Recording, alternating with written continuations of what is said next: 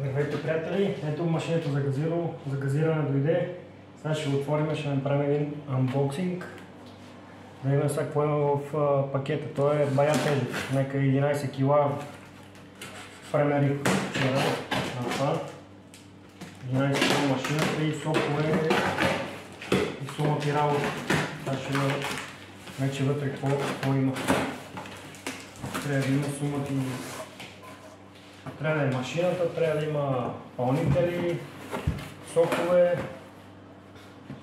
И така, ето имам и картичка, благодарим ти от Газиро, супер.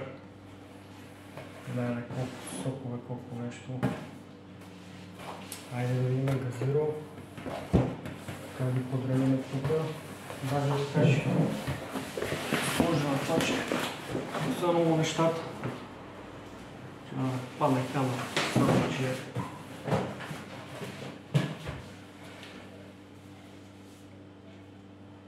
Ето, Газиро, сироп, студен чай, лимон,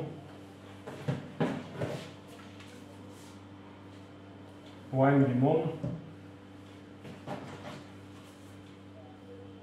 малина, кола,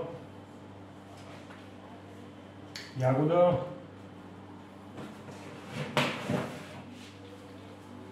боровинка, тоник,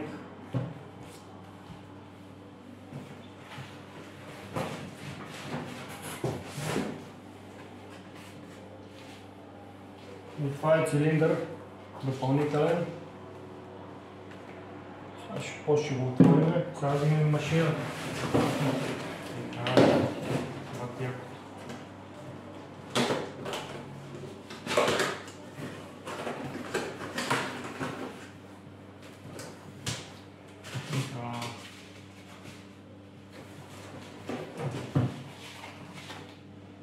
Още един пълнител и още един цилиндър.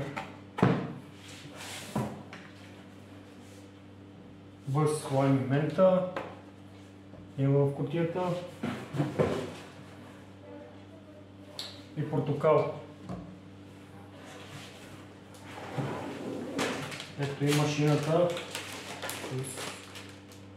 с бележки, чистонос, изпътвания, разни клопи, разни работи. Какво ще разгледам, да видим какво става вътре. Бая неща съм взимал. Ще си къркаме газирана вода и това е. Така ще е.